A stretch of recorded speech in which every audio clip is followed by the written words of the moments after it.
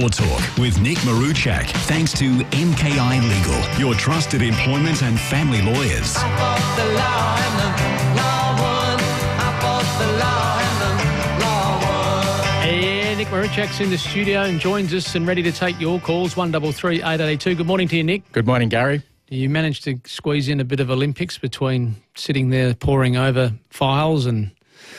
Look, I haven't watched as much as I should. I watched a bit of the headlines, but I would love to spend more time this weekend on it. You can always catch up on the 9Now app. Okay, that's what I'm going to do. All right, let's get to some calls pretty quickly. 133 882. Tom, you got a parking ticket issue, have you? Yeah, good day, Gary. Just a quick one. A couple of weeks ago, when all the computers and that went down worldwide and banking and airlines, right? So my wife and her friends went to dinner at the Windsor in South Perth, parked next door, paid for the parking with a credit card. Credit card doesn't take cash, doesn't give out tickets. They had no problem with it, said that it had been approved. The next thing, we cop a ticket for $65. And also, when they went back after dinner, there was basically a whole heap of other cars that have copped a fine as well. So do we stand? How do we stand with this? I mean, we've written to them explaining what actually happened, and then they just sent us in a generic email telling us that we should have called the 1-300 number if we had a problem, but we didn't have a problem. Yeah. So, was this the city of Perth or a council? No, Wilson. Or Wilson. Okay. Yeah, good old Wilson. Oh yeah. So the thing with them is that the fines they issue are not really fines, right? Oh, here we go. This is interesting. They're a bit of fake fines. So what they are is because you can only get issued by the council, right, or a government regulator. So this fine is what it's called liquidated damages, right? So they're saying, okay, you basically breached the contract. There was these terms and conditions on the sign when you walked in. That's a contract. You've caused us loss by not parking in that place. So we're entitled to recover this. It looks like a fine. It's got the impression of a fine. It smells like a fine, but it's not a fine. It's basically because they're not government departments. So I've got one of these before, and I didn't pay it. Now, this is fascinating. Anyone that's listening to this discussion, give us a bell, 133 882. This is really interesting. Yeah. You're the second lawyer I've met I'm not going to pay who it. never paid. I'm not going to do it. You know why it's at? And then, look, technically, they can come after me. They can go to court. They can go to the magistrate's court and try and prove liquidated damages against me. And I hope I'm not encouraging them to fire that ticket now. But, and technically, if you go through the court process and they can prove it, then you might get up, right? But it's a big ordeal for them. And I just think it's not worth it. It's a bit of a controversial topic, right? It's something I'm glad we're having it. So to Tom, who's listening on the line, he's probably thinking, "What do I just rip it up and put it in the bin?" What do you say to him? Well, so I would say, Tom, okay, so there's always a risk, right? So if something goes wrong, you can't blame me, okay? But I would say just ignore it. Write to them because you got to have a good excuse here because the computer systems went down, right? And if this happened with City of Perth, something like that, you write to them. There's a place on the back of the ticket. You write to them, they'll withdraw it. They sort of cross-reference and go, yeah, you're right. That's when the glitches all happen. Yeah, exactly. Yeah, okay. And when I was younger, I left my keys in the car. I got a ticket. I wrote to them. And, they let me off. Right. So I think you've got a good excuse. So try write to them. Try do the right thing. But if you don't, maybe just throw it in the bin and see if and then they might give up. But you'll get too hard. Okay, that's Tom. Now then, are you listening, Tom? Oh, I am, Gary. It's interesting, isn't it, this one? Because I got one as well from a Wilson car parking company. And so I got it, and I, knowing what I'd already heard from lawyers about, those things, just chuck them in the bin, I just shoved it in a drawer, all right? But the problem was, Nick and Tom, you need to hear, then I got a follow-up, which was literally them telling me we were going to court. And it had lots of red writing on it. Remember that? Yeah. So Red writing. That's the moment that panicked me. And I thought, oh, God, I better pay it. And I did. So what do you say?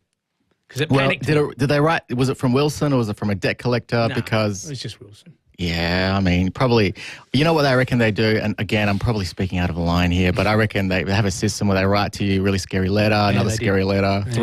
Yeah. Third scary letter, they probably give up. Right. But, All right. because it's such an effort because you have to go file the claim in the magistrate's court. You have to go through the process for $65. They probably have a system where majority of the time, most people pay, most people kind of get, a little bit scared into it. And it's a numbers game. Technically, I'm saying if they go to court and they win, they might be entitled to liquidated damages.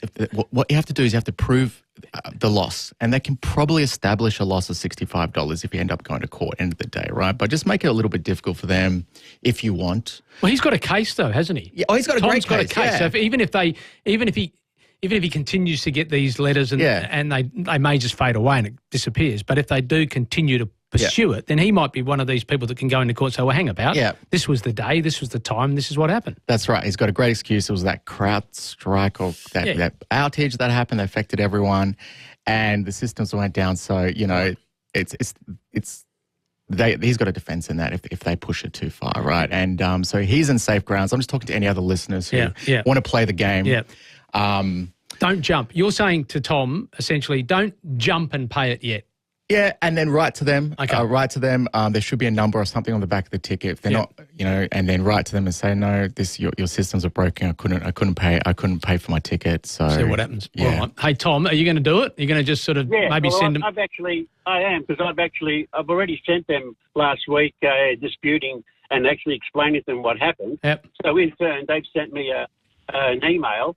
It just seems to be a generic one that they send out, all the time. So they haven't addressed the issues that I had or that my wife had that night because of what happened with the computers. Yep. So they need to address that. I'm willing to pay. I'm willing to pay the $15 that we put in for parking. Yeah. But it's not. It's not $65. Yeah, exactly. I mean, it's not going to make me a rich man. It's more the principle.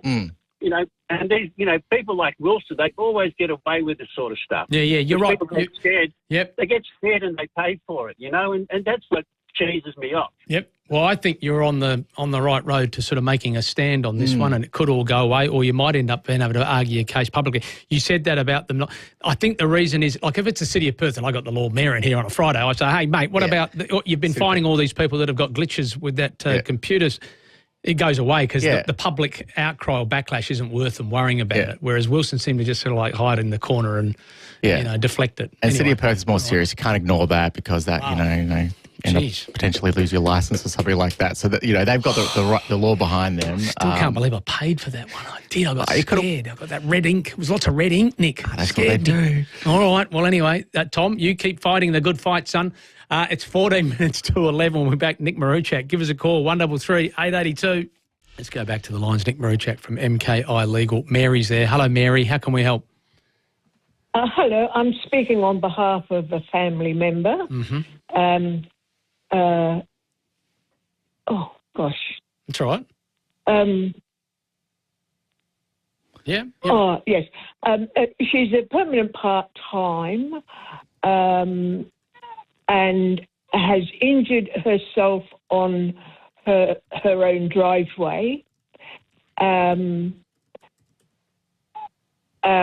she's going to be out of work for 10 weeks, plus rehab and all the rest of it.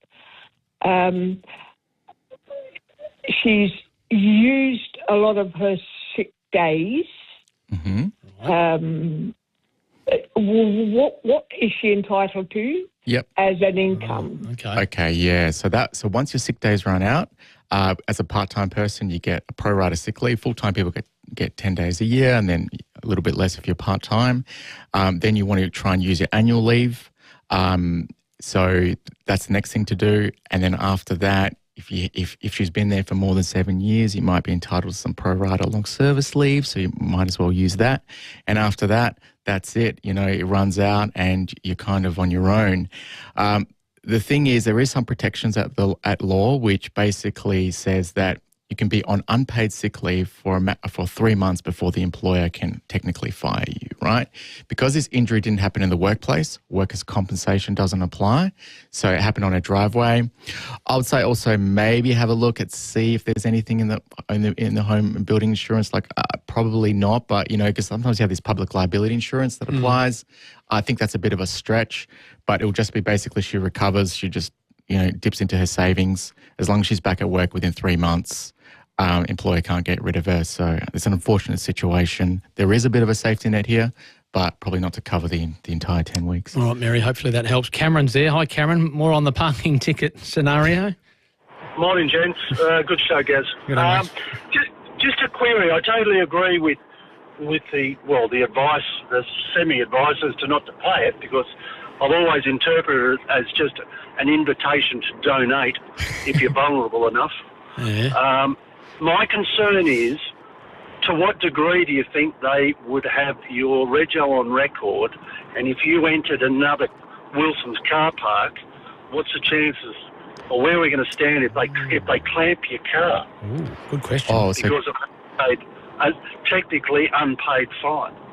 so I reckon, so in terms of the clamping the car is something that you're only entitled to do if the regulations allow you. And I'm pretty sure that, private, the clamping the car thing is probably something they may not be able to do. Given the changes to rules. Especially, like City of Perth, you can't clamp cars anywhere, right? Okay. So there's restrictions there. I reckon if you're a serial offender and you're on that list, they might go after you. But if this happens once or twice, I think you'd be okay. I wouldn't do it too many times. I would, several times, I would probably try and get away with it. But if you're doing it all the time, that you might bubble up to the surface and they might want to make an example of you. Target you. Yeah. And what they don't have, or what they shouldn't have, hang on, now just going through my head as I'm going through this process, hang on. So when you park in one of their car how can they access your address? Well, they just put, see, that's the thing. That So the rego's there, but how can they go behind that if they're not a state government statutory authority? But they have obviously the right to, or they have some way of getting of doing it. Yeah, I need to investigate that. Because they have some access to it, and that's something I might come back with and do some research. It's just dawned on me then. But they're a private citizen, right? So they've just got a claiming contract. Can a private citizen clamp your car? No, right? That's going to interfere. If they clamp your car, I'll be thinking you're going to make a claim against them for trespass to goods, right? It's trespass to person, trespass to land, trespass to goods, right? They've got a claim in breach of contract and liquidated damages for the loss they've suffered because you parked there. That's all they can recover. Clamping the car probably exposes them to for you to make a claim against them. Unless there's something hidden in the law, deep in the law that allows them to do that. Okay. I doubt it. Because, no private citizen can go and clamp another person's car. That's not what you do. All right, okay. So, but don't do it too many times. No, don't keep doing it. So It's a great discussion, though. I'll tell you what, there's a question that we will take on notice from Dan, and you know what I'm talking about, Dan.